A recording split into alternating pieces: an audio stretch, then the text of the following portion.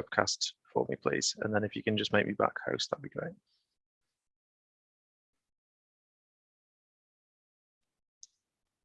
Thank you very much. Right, so I will just kick off with a bit of housekeeping first. So just bear with me as I go through that.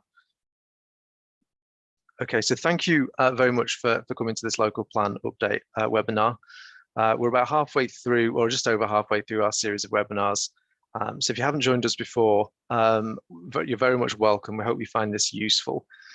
This particular webinar is focused on the green infrastructure topic, and is an opportunity for you to hear a short presentation and ask any questions you have of the team.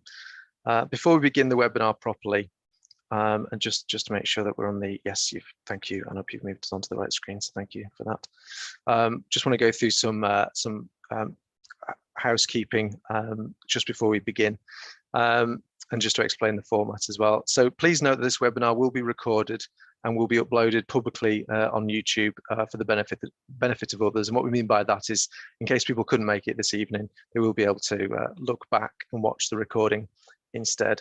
All attendee microphones and videos have been turned off, and they will remain off. To ask questions, please use the Q&A function within Zoom at the bottom of the screen. We'll attempt to answer questions verbally, but if we do run out of time, we'll make a record and email you a response.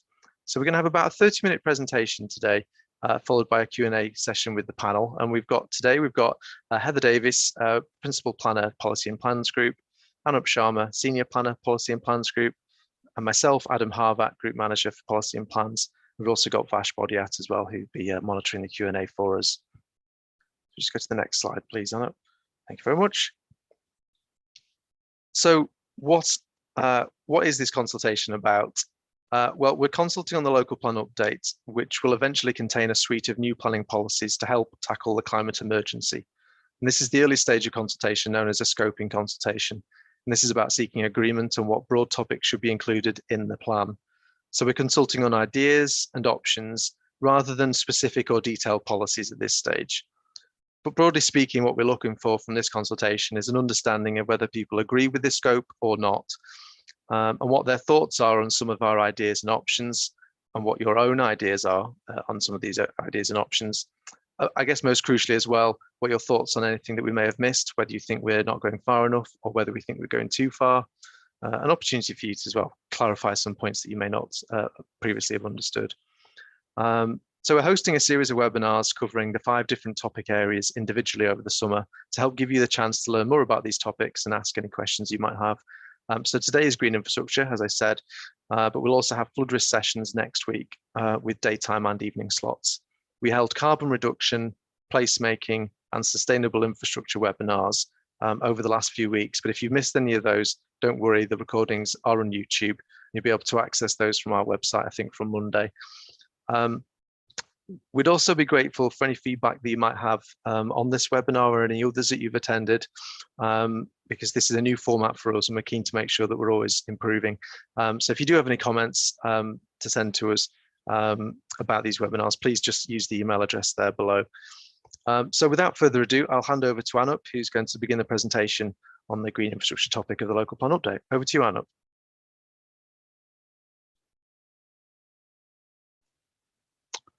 Welcome everyone. Apologies, had some few technical difficulties there. It kept flicking to the next slide. Welcome to the Leeds City Council Local Plan Update Green Infrastructure Session. As the title states, this session is about getting your views on what we, Leeds City Council, should do to improve Leeds local plan with regards to green infrastructure as part of the range of actions to address climate change. There will be an introductory part which will remind us that we are working within the scope of the planning system, define what green infrastructure is, set out what we feel we need to achieve to ask you and for your comments and experiences. We'll then pause for questions, which we, again, as Adam has said, ask you to type in the Q&A box. We'll then present some ideas. These are our ideas of what we think are good, but this is a scoping report, scoping consultation. We would like your ideas as well as showing you our ideas. Bit of a discussion in a way, I suppose is the best way of describing it, collaboration. So we welcome your comments in the Q&A box. Are we focused on the right things? Are we missing something? Okay, I'm going to talk about that. This is about planning. Now, it's a consultation exercise about how best to use the planning system and the management of land, and how that, and it's all focused, is about climate change. In other words, how what we're doing can mitigate the problems that we're having with the climate emergency and climate change. But it is about planning. Planning has limits. We can't help that. That is the context of the system that we're working in. So if you were, for instance, to say that all car users should be means tested to see if they need cars, then yes, maybe no. They should or they shouldn't, but it doesn't affect the planning system. We can't really use the planning system to test for that, etc. So planning system has limits, I guess. Saying that, we will listen to everything. We may say something, and it doesn't mean that we can use it as an idea to try and do something, or maybe it fits more neatly into one of the other areas like placemaking, flood risk, carbon reduction, one of the other sort of seminars, that consultation exercises that are taking place. So we will listen to everything, and we will take a note of everything regardless of what is said. But as I've said before, we don't like to say it, but we will end up saying the words, not a planning matter, not a green infrastructure matter. But again, we'll take things on board and do what we can with them. So we're going to start with the idea of what is green infrastructure. It does have a technical definition, or rather it has many technical definitions. They're all fairly similar. At this stage, I don't want to get stuck on definitions. Definitions in the planning world are very important.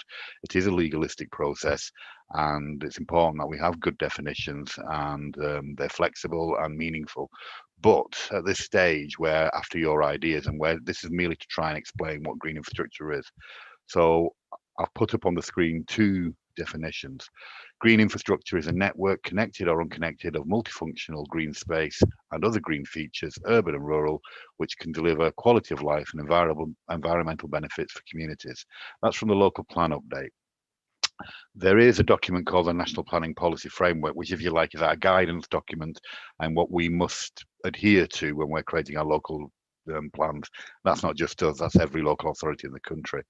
And that's called the National Planning Policy Framework. And its definition is a network of multifunctional green and blue spaces and other natural features, urban and rural, which is capable of delivering a wide range of environmental, economic, health and well-being benefits for nature, climate, local and wider communities, and prosperity. You can see that they're very similar, and that's what I want you to take away from this, that what green infrastructure is, not the nuances of the definitions, but what we're talking about here. So what are we trying to do? This is about overall, we've got some general themes, the general aims of where we're going with this climate emergency, climate change, local plan update. We're trying to protect what we have. Land is at a premium, and developers often to build on sites that are green rather than brownfield, sometimes because a brownfield site may be heavily contaminated and it needs what's called remediation. So you're going to have to spend a fortune before you can get the land ready for development. Often greenfield sites are in nicer locations, and if you're building residential units, may have better markup on the houses. So there's a variety of reasons, but we want to protect what we have. We have good protection policies, but development pressure is likely to increase, and we need to continue to protect what we have. I must apologize. I'm doing this. My screen keeps going blank. I don't know if yours is as well, but it usually comes back after a second. So please bear with us. Ours is looking fine on up, so I think you're fine to keep going. Okay, thank you. Okay. The second issue is we need to enhance and improve what we have. This is largely self-explanatory, so I won't go into too much detail. We have existing policies, but are they really doing the best job they can? And can they be strengthened? Can they be extended to do more? So we would like to hear your suggestions about the areas that you may wish to consider when planning to do more work, better work when considering climate change. And lastly, again, very self-explanatory, new and extend. We want new green space. We want more. I mean, everyone wants more. I'm unashamedly going to say that we want to extend what we have, and we want more green space because it makes a much more attractive environment and a better environment to live in. And as later on through various bits of this seminar, you'll understand why it's so much more important for our health and for climate change generally. And one major point we want to get across is the idea of multifunctionality. There is an issue here that we want our green space. I think it was Adam who said it earlier. We want our green infrastructure to work a bit harder for us. Sounds a bit weird, but what we're trying to get across there is one piece of green space can do many things. It's this idea of a green space. What does it do? And can we make it do many things rather than one thing? So I'm just going to go through that and try and explain this point of multifunctionality.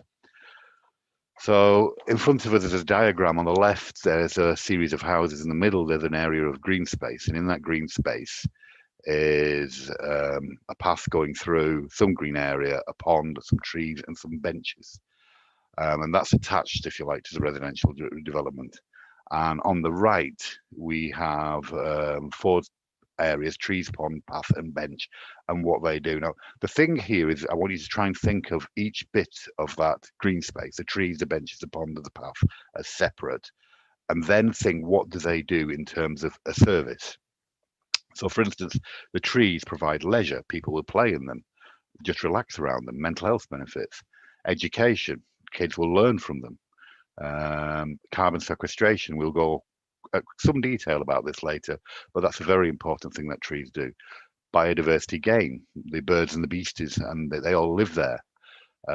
Again, play and visual amenity. There's also mental health benefits that we haven't said there as well, which we should have done. The pond is leisure, health, sustainable drainage. Very important these days that water drains away appropriately and well. Education, again, biodiversity, i.e. small birds and beasties, or rather fish and beasties. Play, then visual amenity. The path will give leisure, health, and visual amenity. People feel comfortable walking through. You're not walking across boggy land, particularly people with limited mobility if the path is okay. And the bench, older people who get tired, it will be sit down. Families enjoy it. There's a health and visual amenity. So we've only got 4 things there: the trees, the pond, the path, and the bench. But they're doing something. I think I counted 14 different things. And that's a really important thing. And as has been said earlier, making our green infrastructure work harder rather than just a sterile piece of green area.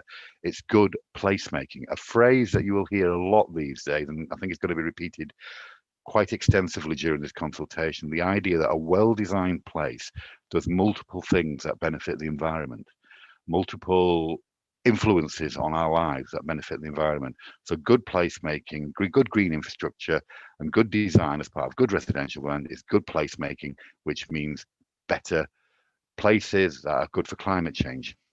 So please look at the placemaking seminar if you want a better understanding of that. And that ties in very strongly with this concept of multifunctionality. Okay, so what do we want from you?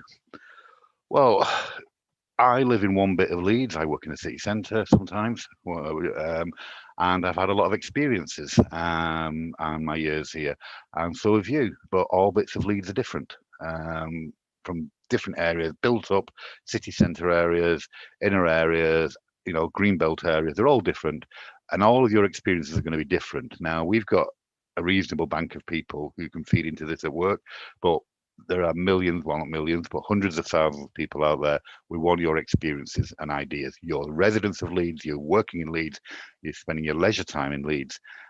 So we want your experiences. COVID, we've just been through a lifetime, once in a lifetime event. I won't say been through, maybe I'm hopefully going on the tail end of it now. But the COVID has made us reassess the way we live our lives. For instance, how important was that local shop during the lockdown?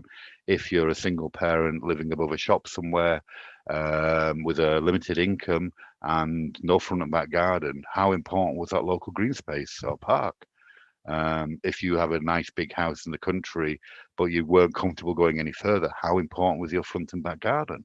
So there's a lot of things we want to hear from you, about design, not necessarily falls into green infrastructure, but just generally about your experiences of what good placemaking means to you, what your local area, a good sustainably designed area meant to you, and what were you missing? What did you find, my God, during this period, either through COVID or just generally, that would be really useful. what's missing near you as well. So we're really after your experiences and what you feel better green infrastructure means to you, either through COVID or just generally living in Leeds. Yes, and I've said that. I think I jumped the gun a bit there. What are your ideas? Okay, I'm going to pause here. I'll be guided by Adam on this and what to do next. But are there any questions you have about what I've said so far?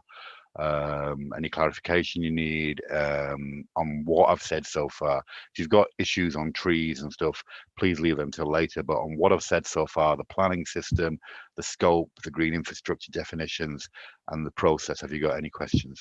I'll just hand over to Adam for briefly until he tells me to get going again. If we have any Q&As, any questions? Yeah, we'll just pause there. And as Anup says, we're going to go through in detail the ideas, as it says on the screen there. We're going to go through the ideas and the options that are presented in the material. But if anyone did want any further clarification, as Anup says, on what's been brought forward, I'm not seeing any questions in the Q&A. But we'll just pause for another 30 seconds, just in case there was anything that anybody wanted to raise at this point. But obviously, if you think of anything later, oh, we've got one already. That's great. I'll just see what that is. All right, so it just says the last slide was removed a bit too soon, but can we just go back? If you could just reverse slightly and up, there we go. So there we go. We'll pause at that point, and then you can look through that point, and then if we don't have any further questions, we will move forward from there. So please bear in mind that, as Adam said earlier on, this is being recorded, and so if you want to watch it again, you can look at the slides again, if it's your wish.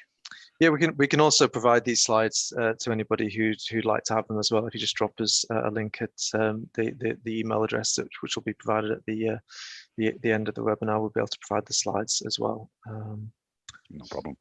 Okay, I'm not seeing any further questions. If you just want to go on to the next sections, and then obviously if any further comments and questions come up, please just use the Q&A box. Okay, I'm just going to briefly go through the elements of what we're trying to do. So we've established that we're talking about green infrastructure, we're talking about planning and changes to policies. Excuse me, we're going to be changing the policies that influence the planning applications and the development plans, etc. And we have some ideas that we want to share. Now, we are very acutely aware that whilst we do work in the planning system and we do have our ideas, these are our ideas, so we're going to share them, but that doesn't make them right. That just makes them our ideas. We want to share them, we want to see what you think of our ideas, and we want your ideas as well. I'm afraid by the end of this, you're going to get very sick of me saying that, but it's a phrase that's going to be, I do feel it's very much worth it reiterating it again and again. This is not, this is a collaboration between the pair of us, us, the public, the businesses, etc., to try and get the best development plan we can. So as I said, we have an overarching set of ideas, and with the overarching set of it and thrust, we will go through it, take this forward, and then afterwards, hopefully you will have some questions, and after that, hopefully continue to be part of the process moving forward. So there are some formal questions. I'm going to read out the questions, and I'm sort of going to give you a bit of a less technical interpretation. Do you agree that enhanced policy for the protection, improvement, and enhancement of GI should be included in the local plan update? Well, yeah, this is very straightforward. There are three thrusts: the enhancement of our policies that protect our green infrastructure more, improve our green infrastructure more, and enhance our green infrastructure more. And that's basically the thrust. And we're asking you, do you like that idea? And hopefully, a lot of you will say yes, but if you think of anything else, throw that in as well. If so, what would you like to see included in such a policy or policies, depending? And this is an important one. It's a bit technical, but I'll try and be, as we were saying earlier, planning's full of definitions. Green space to you probably means a bit of greenery. To us, it's something that's got a very precise definition. At the moment, only green space is what I would call heavily protected by the plan. we thinking about extending it out to all green infrastructure. So in real terms, it's saying that is currently protected, but that bit of green space isn't. We want to further protection of widen out the protection of green space, so it includes more greenery. And that's what that question's saying. If you look at the document, you'll get a better understanding of what that is. But basically, better protection for greater levels of green space.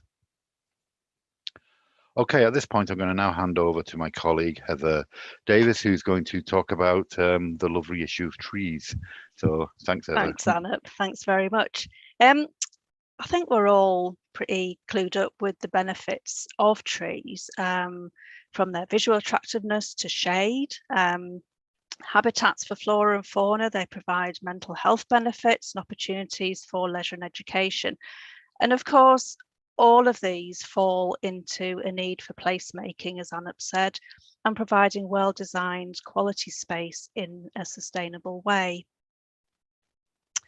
However, as this is a climate change local plan update, I think we really need to talk about carbon sequestration and the role that trees play in storing carbon and balancing the atmosphere and addressing climate change. So here's a diagram that shows some trees in the bottom left-hand corner. A series of arrows then circle around from the trees into the sky and sun and back round to the trees. Explanatory text is provided along this circle next to the arrows, and in the bottom right corner there are two lorries, one carrying wood and one not. Apologies that this diagram is a little bit complicated, but it illustrates the role trees play within the context of global warming by storing carbon. A certain amount of carbon dioxide in the atmosphere is normal and is part of a balanced and well-functioning ecosystem. However, due to many human activities, which mainly involve the burning of fossil fuels, there are high levels of carbon dioxide in the atmosphere, which contributes to global warming. We therefore need ways to reduce the amount of carbon dioxide, and this is where trees are important, as they soak up and store carbon through the process of photosynthesis.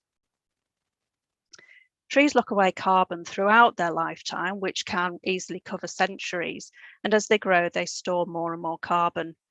Providing the wood isn't burnt, this carbon stays within the wood. As I say, this can be for centuries. And furthermore, an undisturbed forest floor will also store carbon and support biodiversity.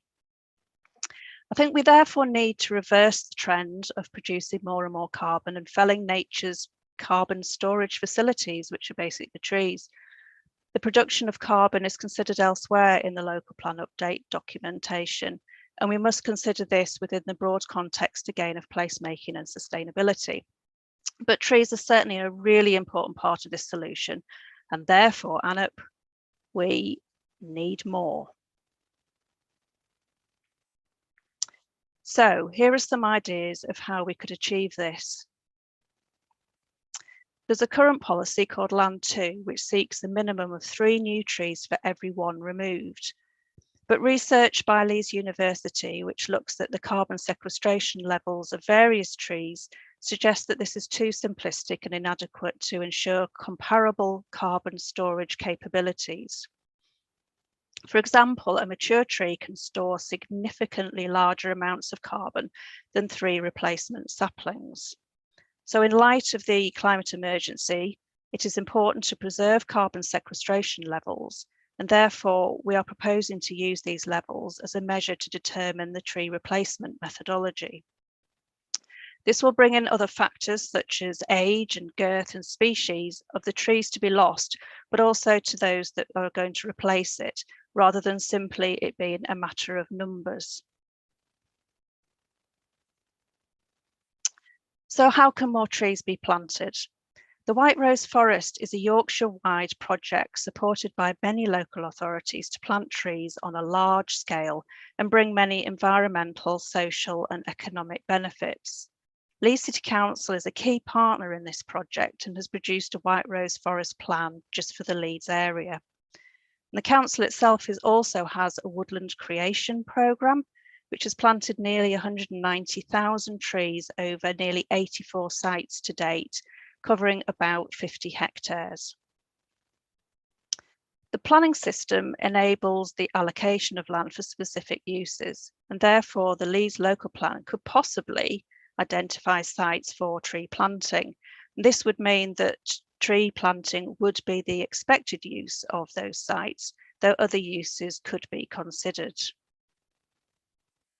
And lastly, there's a desire to tighten up our policies for greater protection of trees. Trees are given some protection through national legislation, and particularly through what we call tree preservation orders. But I think these do not recognise the value of trees in terms of carbon sequestration and biodiversity. So we want to explore how Leeds policies could be changed to address these issues. So Anup, I think that's it for trees. We're certainly very keen to hear your views on what has been covered and how you think planning policy could be used to increase tree coverage across Leeds. Thanks, Heather. Okay, the next section is on green space. In planning, green space is a very, very specific thing. I'm very conscious that most of you look out your window and see maybe, I don't know, whatever you see, a big bar of greenery, and think, well, that's green space, but it's not. It's defined differently in planning. And this thing of definitions continues right through the planning process. It's very, very important. There are lots of types of green space, leisure green space, allotments of green space, parks of green space, big forests of green space, and they have different functions. They're largely around leisure. The example I showed you earlier would have been called green space, and that's the bit that was attached to the residents. So we have a new big residential development. They put a huge burden on green space, lots and lots of more people. We don't really have enough, so it's quite reasonable for us to say, "Oi, since you're planning to have an extra 1,000 people there, we expect you to put some green space in that everyone that's publicly accessible can enjoy." But we have an issue with the city centre. At the moment, our development plan splits the world, or rather Leeds, into two, if you like. We've got Leeds and we've got the city centre. And each of these, if someone makes a development, residential development, it says we have green space, except the formula is different. So outside the city centre, we'll say if you provide X number of units, we need Y number of green space. And inside the city centre, we'll say if you required X number of units, we'll provide Z number of green space. And it's different. The second issue is that we have a trigger point. Trigger points in policies are saying that this doesn't happen unless you pass this trigger point. A classic one being 10 residential units. But in this case, it's all the trigger point for provision of green space in the city centre is actually 0.5 of a hectare. So give you some idea, 0.5 of a hectare is about 2/3 the size of an international football pitch. So basically, if a development is less than that, regardless of the number of units, it could be a big tower block with 500 units, 0.49 of a hectare, it will need to provide no green space. However, if exactly the same development was outside the city centre, it would provide green space. Conversely, if it's inside the city centre and it's 0.51 of a hectare, just slightly over the trigger point, but it's only a single-storey building, residential building, it will have to provide green space if it's above 10 units. And so there's discrepancies. Now, I'm not saying exactly what we'd like to do, but this seems a bit unwieldy and cumbersome. And we'd like to look at the policy again and take a step back and look at, you know, the city centre green space policy. And that's a very specific thing that we'd like to do. Part of the idea of maybe greening the city centre and looking at development and balance, etc. Okay, that's one of our ideas. Have a think about that. Tell us what you think. We're now going to go back to Heather on nature conservation. Thanks, Anup. Right, so I think overall we consider that we already have a good and robust policy on nature conservation, which is policy G8 of the core strategy. Therefore, I think we are suggesting that it probably only needs a minor tweaks to it. But certainly if you disagree, then please let us know and tell us what you think we should be doing with this policy.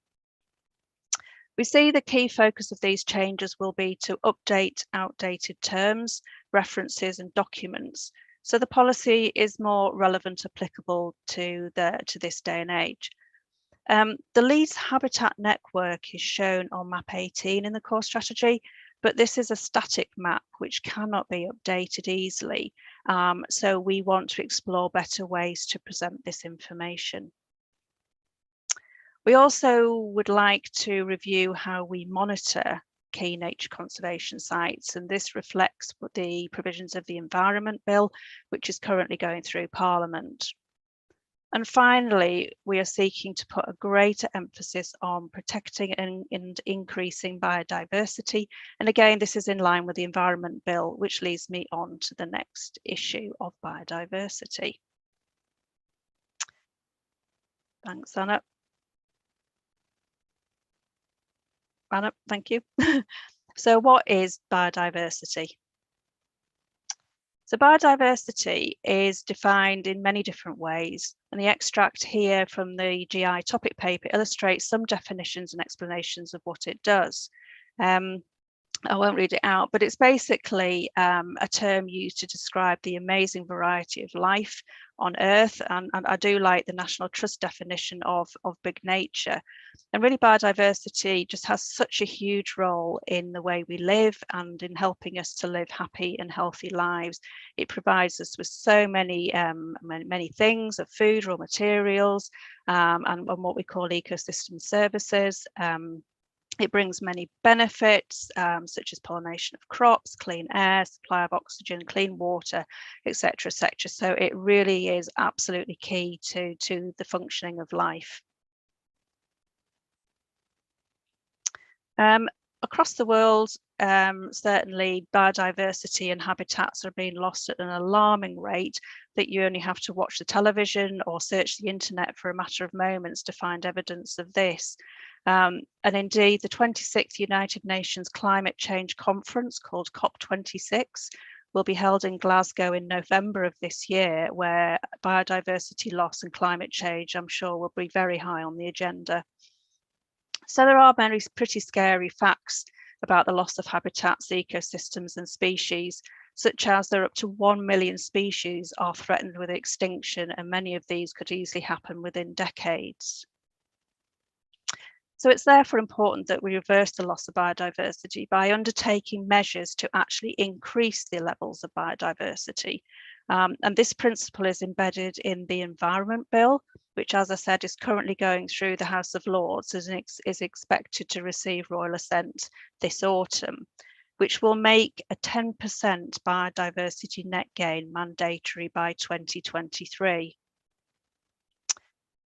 We already have a policy, G9, that seeks an overall net gain for biodiversity, but we believe the Environment Bill requires for a specific level of net gain, and the need to react to climate change means this policy really needs to be revisited and strengthened. So what is biodiversity net gain? So this diagram shows the sort of three scenarios. The first scenario shows development, which is represented by the digger, that takes away biodiversity, represented by the trees, and provides building, by the purple buildings. So this will result in a net loss of biodiversity. The second scenario shows development that takes away biodiversity, provides buildings, but replaces biodiversity. So this will result in no net loss or gain of biodiversity. And the final scenario shows development that takes away biodiversity, provides buildings, replaces biodiversity loss, but also provides additional biodiversity. So this would result in a net gain.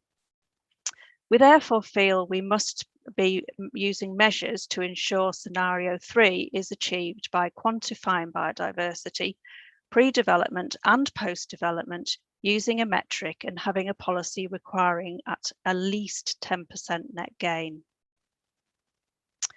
So Natural England has devised a metric which is most commonly used to quantify levels of biodiversity and to produce a score. The Environment Bill will require a post-development score of the pre-development score plus 10%. Biodiversity net gain should be achieved within the development site. However, there is scope for improvements to be delivered on other sites by a developer or through the spending of financial payments. So one key question is, should Leeds go beyond the 10% net gain required through the Environment Bill? We will need clear and robust evidence to justify any higher percentage, but is this the right approach for Leeds? And we're very interested in knowing what you think. And finally, is there anything else that we should be doing in relation to biodiversity net gain or biodiversity generally? And certainly we would be very interested and definitely welcome any ideas and suggestions you may have. Thank you. Thanks, Heather. Okay, I'm going to talk briefly now about local food production. We haven't really got very many policies, if any, on local food production. Some of them could be shoehorned in, but generally speaking, sort of newish area. Food production and transportation of food production causes a carbon footprint. If we transport it locally or produce locally, then it's less of a carbon footprint. But there are certain things like local food production, like allotments, agri-tech farms, community projects, which have a lot of benefits that will mitigate the effects of climate change, allow us to have organic food, allow us to have community coming together to do things. I mean, there's evidence of community gardens in built-up areas of a high urban deprivation where people didn't know their neighbours, but this community garden got them together. They didn't have access easily to high quality local veg, which they did, got them together, and they got a scrappy piece of land that was gifted to them by the local authority that was then improved. And it created a really good community feeling, as well as offsetting climate change because of local food production, as well as creating a sense of community. So there's various things that can be done. And it's all about under the auspices of good placemaking and climate change. Oh, sorry, my computer seems to have paused. I'm not quite sure why. So one of the things we need to do is protect existing facilities, and that's straightforward enough, I hope. But if we do have anything like this, like allotments, and which are already protected, by the way, and community projects, then we should protect facilities. If we've got some vacant sites, if there's new facilities, sorry, not new facilities, can we have something that facilitates new vacant sites into becoming these community food growing spaces? And do we want to incorporate community food growing spaces into our new large scale residential development? You know, if we've got a huge mega scheme going in somewhere, hundreds and hundreds of houses, do we want to say, well, we want to put some space aside for the community to come together? And that, again, I'm not going through the benefits again, but it has that dual effect of climate change, health, and community spirit. So this is a fairly new area. So we really are very interested in your ideas here, because we really haven't got very much on it at the moment. So we would really welcome your input, collaboration into finding out what you think about local food production and food growing. I think that's it, really. That's it for the main part of the seminar. We've got question and answers coming up. Comments can be made. The consultation is open till the 13th of September. You can find out more information on the Leeds local plan scoping at www.leeds.gov.uk/LPU. As Adam has said, this will be uploaded to the YouTube, so you can watch it again, or you can just email us at lpu@leeds.gov.uk. So yes, we just don't feel that this is the opportunity and this is it. We are very interested, no matter what you have to say, at what point in time. Email us, contact us, and we want to know what you say about this or any of the other 4 areas. I shall now pass you back to Adam. I hope I haven't stolen his thunder with that last bit. No, that's fine. Thank you, Anna. Thank you very much both for the presentation. We've got. I hope. I'm sure it was useful for those tuning in. We've got a couple of, I would say, comments rather than questions, but I would I'll read them out to you, directed probably at Anna and Heather. But the first one is about that perhaps it's not just enough to have green spaces themselves, but we need also almost the green routes to get to green spaces, because, you know, if you have to walk along a polluted road, you know, dual carriageway to get to a park, that might put people off. You know, we kind of need sort of well maintained and kind of they use examples about, you know, attractive ginnels or you know, useful crossings across main roads. And obviously some elements of that not necessarily to do with planning in terms of crossing points. But I don't know if either of you wanted to talk about kind of green Yeah. routes and that network of green It's the infrastructure. network. Yeah. Then go on. Heather, do you want to go first? No. I'll say that really it's the fundamental and cause of a network, isn't it? And that's something that we're really wanting to promote is linkages. And that's, I suppose, not only green linkages, but improving access and pleasant and safe access to open space, isn't it? So it really is that whole concept of network. That's what I was going to say, and I'm sure you can add to that. Yeah, I mean, this ties into the placemaking idea. The idea, I mean, some of what you said there is big. For instance, it's possible to walk from Woodhouse Moor to Windermere. I say it in quite a lot of the lectures and things I do because I've done it, and it's wonderful, by the way. You know, that idea that I can be in the city centre and walk all the way to Windermere along green corridors because of the network we have ribboning into the centre. And we have quite a few of these going out in at the centre. But at the same time, what you're talking about with the local level is good design, and this falls largely in the placemaking. That we've got to connect the placemaking, good placemaking, with green infrastructure and good networks. So yeah, completely agree. If that's a comment, then I don't think you'll get anyone in the planning department who's going to disagree with you. We're all acutely aware of how things need to connect, and if them connects are attractive and have trees and are well designed and avoid roads and all the other good things about sustainability and are local, so people can walk locally, don't have to go miles away, then yeah, you'll get no argument here that we do recognise that. But thanks for the comment, and it's a fundamental, I think, of the approach that we're taking. Yeah, I would completely agree. I think we have to recognise, you touched at the top, Anna, about some of the limitations of the planning system. And one of those limitations, I suppose, is its ability to influence existing, say, residential streets and things like that. And that is more challenging in terms of the routes people may take. But what we can do is, you obviously rightly say, in terms of placemaking, is to ensure that for new developments, that those connections are designed as part at the heart of it. And we obviously already have policies that try and do that at the moment. But through the placemaking chapter, I think a lot of the emphasis was how can we strengthen that? How can we make sure that that's happening all of the time? The second was a comment about the city centre, and I suppose posing the question that should we be putting the focus on the city centre for green space, given that the most users there are probably in the working day, who benefits from this green space in the city centre? People aren't likely to go into the city centre for green space. I suppose I'll obviously let Anup and Heather kind of come into this. I suppose my initial reaction when I read the question, I suppose we can't ignore that a huge volume of people live in the city centre as well. It's the area of the city that's seeing the most amount of growth, that in the inner area. So it's not just a case of it necessarily just being people who just work in the city centre. There's now tens of thousands of people who live in the city centre as well. So I think it is important that they do have access to high quality green space, and they do. It's just we're asking the question whether there should be more. So I think it isn't just about office workers, but there are a huge volume of residents there as well who are least likely to have access to their own private green space, because of the nature of city centre development. They're going to be living in flats and apartments. I don't know if there's anything either of you, sorry if I've stolen either of your thunders there. If there's anything I think there's one important thing that you might not have hit on, Adam, and that is that this is an and, not an or.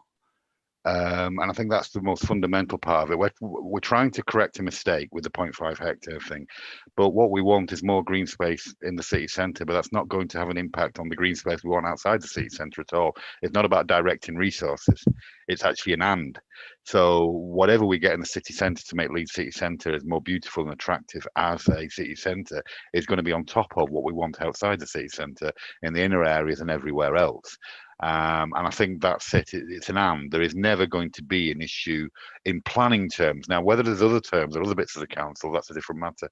But in planning terms, there's never going to be an issue of and or. It's going to be and. So completely agree that, there are probably, if you're looking at strategic delivery of green space in the areas that need it the most, there are areas that probably do need it more than areas of the city centre. But that isn't the case. We're not saying or other. We're saying when a development comes along and the private sector says, I want to build this great big development here, we're saying we want some green space to sort of mitigate the effects that your lot are going to put on the pressure of existing green space in the city centre. If someone then does that in an inner area 5 miles away or 3 miles away, well, we'll ask exactly the same question. So what we're trying to do is improve what we've got in the city centre, as well as everywhere else, rather than not. And I hope that clarifies it. But I do take your point. Yeah, I do really take your point. Thanks, Anna. Just to remind, if you've got questions, if you can put them in the Q&A section rather than the chat. But don't worry, I will. I won't ignore the comments in the chat. So we've got a one sort of question: how do we stop developers driving a coach and horses through your policies and completely ignoring them? I think the key thing here, and this applies to all of the local plan update, is about having robust policies that are based on sound evidence, and that we can show are viable.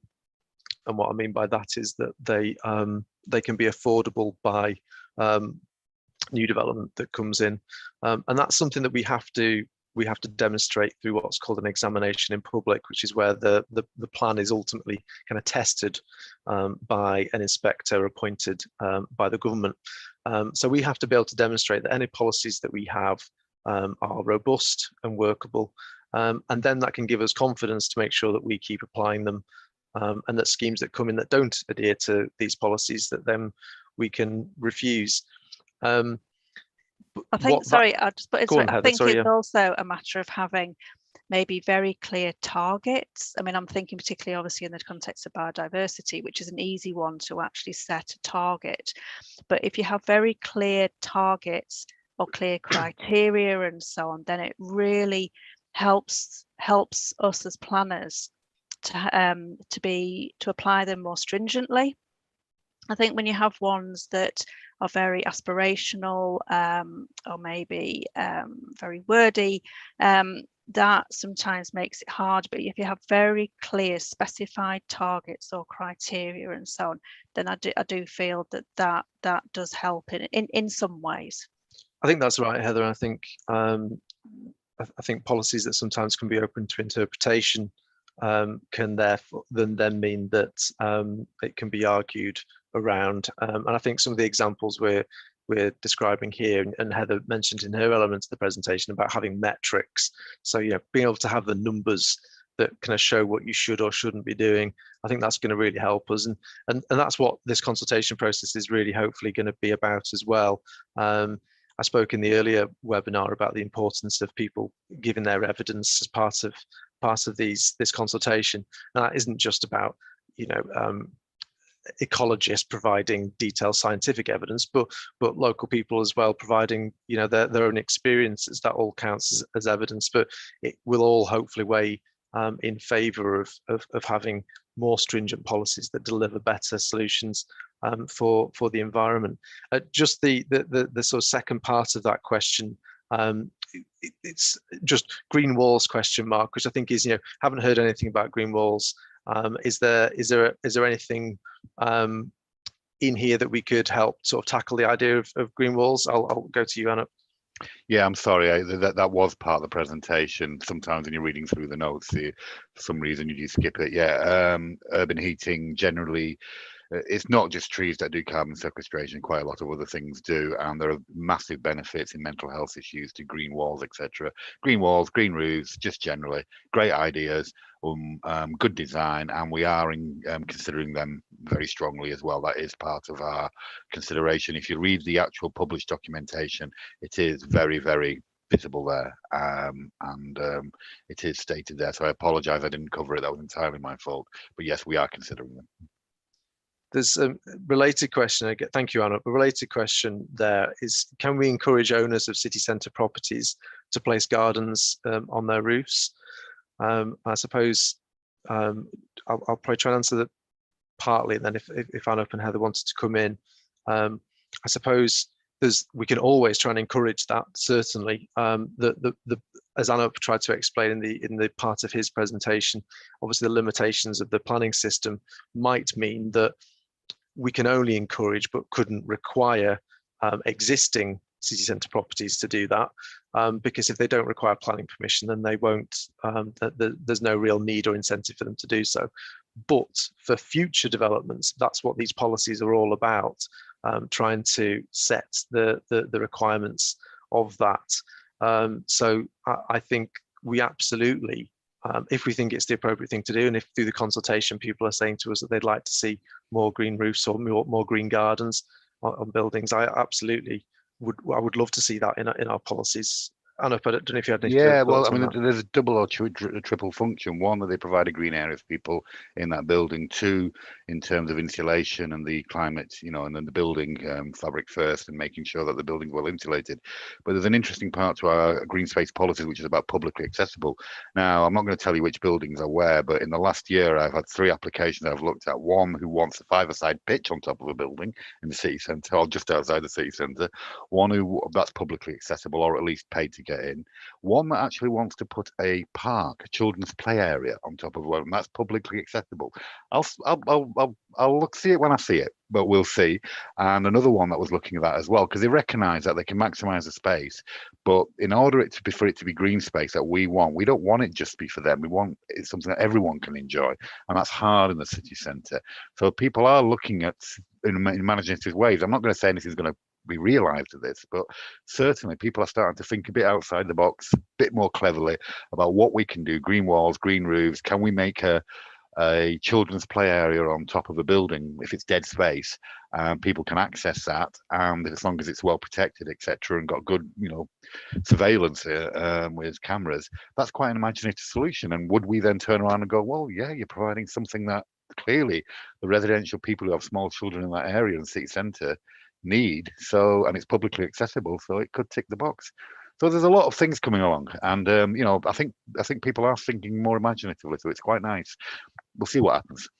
Yeah, I think you used the phrase innovative solutions, and I think that's right. And I suppose it's to what degree do we, I guess, rely upon developers and their designers coming up with these innovative solutions, or to what degree do our policies try and really strongly encourage that? And I remember I was in London a couple of years ago, and there's a kind of inner city school, 2 stories, and the roof of the school was the playground, because they got. Now, I appreciate London is a different world when it comes to the nature of development, but in terms of the idea there and the principles of what could be applied, I thought that was a really neat solution to obviously pressing availability of land issues, and I don't see any reason why those kind of innovative solutions couldn't happen in Leeds, should they be required.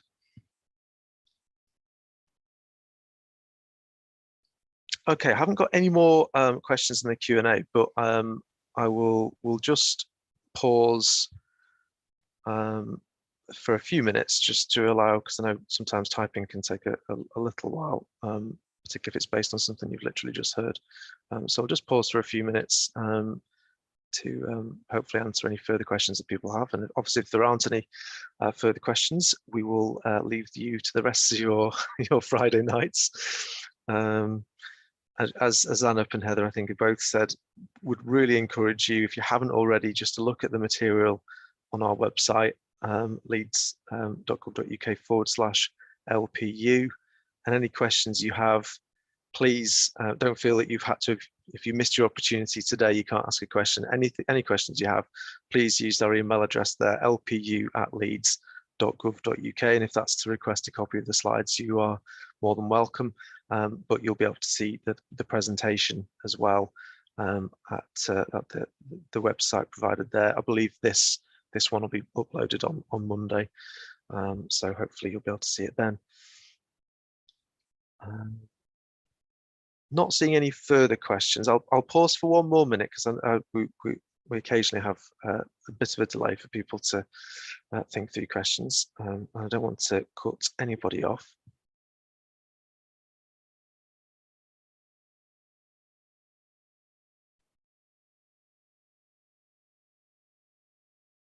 Okay, well, I will. I think all that remains is probably for me to just say thank you very much to Anup and Heather for their elements of the presentation. Thank you very much. Thanks as well to Vash for monitoring the Q&A. and co-hosting. But particularly thank you for all of you who have attended this evening. It's very much appreciated in your personal time on a Friday evening. Very much appreciated. So thank you very much. And please, just one more plug, if you could make sure you get your comments in, we'd really, really appreciate it. So I'll end the webinar here. We've just got a comment of thank you. So thank you very much. You're more than welcome. Enjoy your evenings and enjoy your weekends. Goodbye, everyone.